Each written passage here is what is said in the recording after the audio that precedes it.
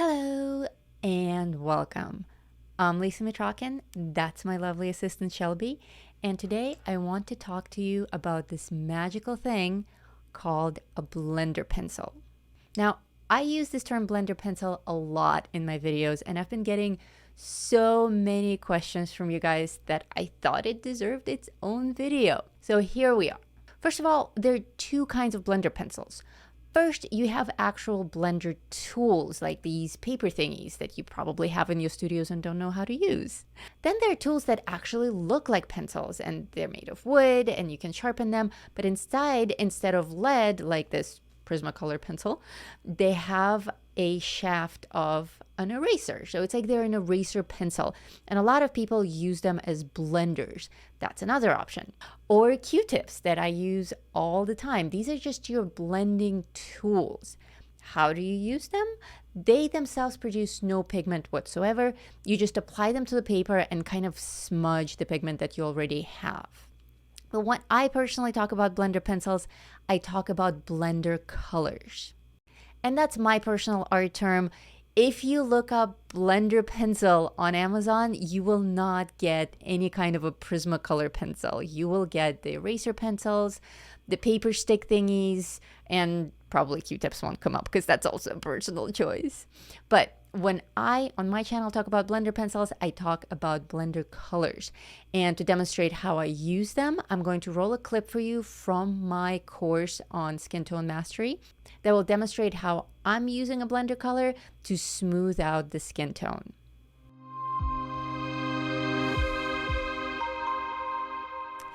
Pale pink. Pale pink is kind of our blender pencil on this. It's optional.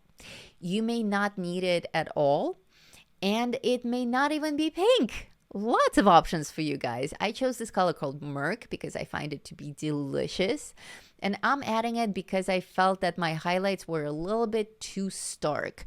So I'm adding this Merc all over to clean up those highlights because they appear almost white. And that's a little bit more highlights that I wanted on this.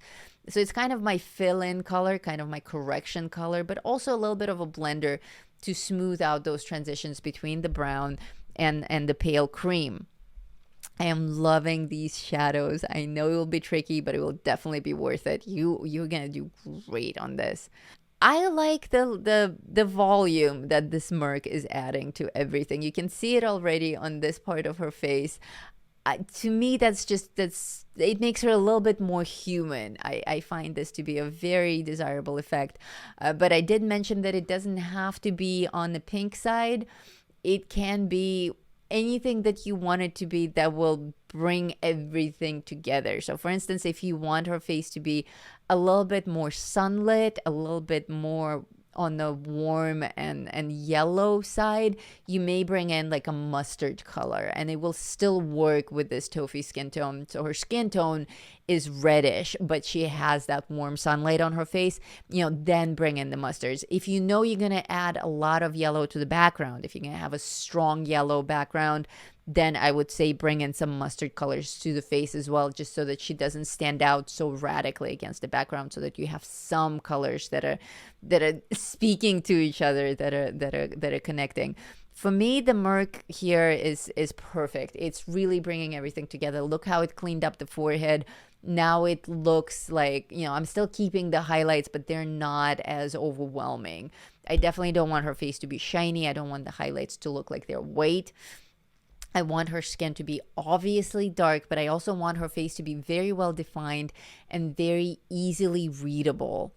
All that beautiful structure on the face exaggerated, accentuated, but, not at the expense of her looking like a wooden carving. We still want her to look feminine. We still want her to look natural. Mushroom is my Merc. Mushroom is an excellent color. Mushroom will work great for this. Absolutely. And this may be a last minute decision. I have the color chart ready for you guys, and I have this rosy pink color as a suggestion for this stage of the coloring, and you may pick a certain color, but when you get to this step, that color may not feel right anymore. If that's the case, go with a pencil that feels better. You don't have to. That's another thing about the color charts that we're making. At this point, you all have enough confidence to make your own decisions on the spot. So if something doesn't feel right, don't just blindly stick to the color chart. Experiment. I see my name in bright orange. I love it. Lisa, would a yellow ochre be warm or too much for the yellow? I think a yellow ochre would work well here, especially if you've fudge. Fudge is a good one. Especially if you've built up the skin tone up to this point correctly with enough reddish brown that it's a strong reddish brown terracotta skin tone, and there's enough darkness in the shadows, then bringing in a yellow ochre I think will look really beautiful with this skin tone and the whole earthy look. It would be nice. It will be a nice sunshiny glow on her face. I would go for it. Mushroom is a great pencil, and I'm adding this mark quite generously. Notice that I'm filling in all these areas. It's tempting on darker skin tones. This is something that happens a lot. It's very tempting on darker skin tones to do really dark outlines just around the face and around the nose, and that's it, and just leave everything else blank.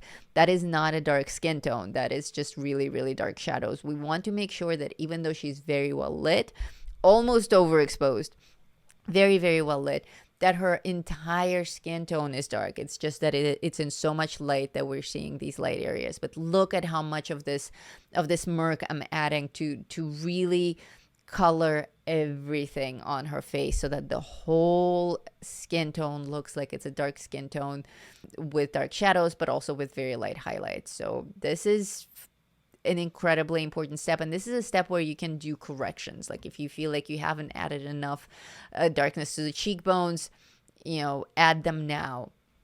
If you feel like there isn't enough shadow on the neck, now is the time to build it up and build it up and build it up. And also, don't stop at the background. Once you've added the hair in the background, notice how it often changes the look of the skin tone quite dramatically. If that happened, but you were happy with the hair in the background, then obviously you didn't build up the skin tone enough. It's okay to go back and build it up then. I'm offering you my color palettes, and I'm offering you my steps and my numbering of these pencils. Pencil 1, so-and-so. Pencil 2, so-and-so. My order of application.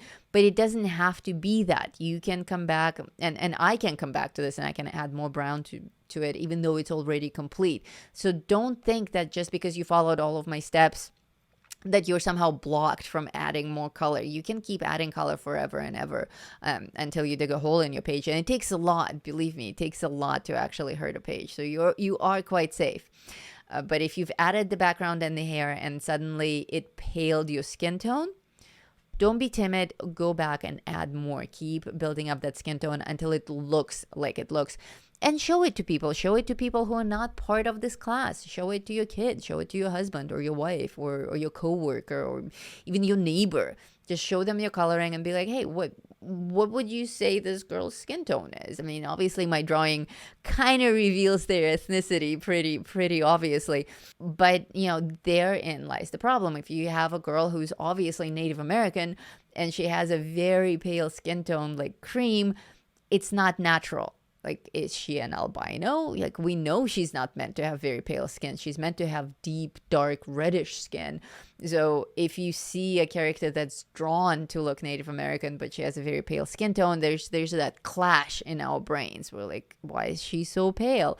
Especially if everything else is done very, very dark. So to sum it all up, a blender pencil is usually something that I use towards the end of the coloring, and it's an actual color. I tend to use something pale like a 20% French gray or a cream or a peach, depending on the coloring that I'm doing. Of course, if it's a blue object, then it's going to be a pale blue. If it's a brown object, then it's going to be something cream. If it's a red object, it might be pink. You get the idea. Usually it's a mid-tone or a lighter color that blends my shadows and my light areas together to create a nice, smooth, realistic, and 3D effect. And it accomplishes two things. It cleans up my color, and it also cleans up my coloring. It cleans up the actual strokes on the page and makes it all look that much smoother. So If you found this material helpful, if you enjoyed the show, and if you like this coloring page, consider taking the full course on skin tone mastery. This is just a few minutes from a 5-week long course, which is now available on demand. You can sign up for it and take it at your own pace. If you enjoyed this video and my content in general, don't forget to give me the thumbs up and subscribe to this channel for more awesome content. Thank you so much for your support, for watching, for the super chats and the subscriptions. I will see you guys in the next video. Bye.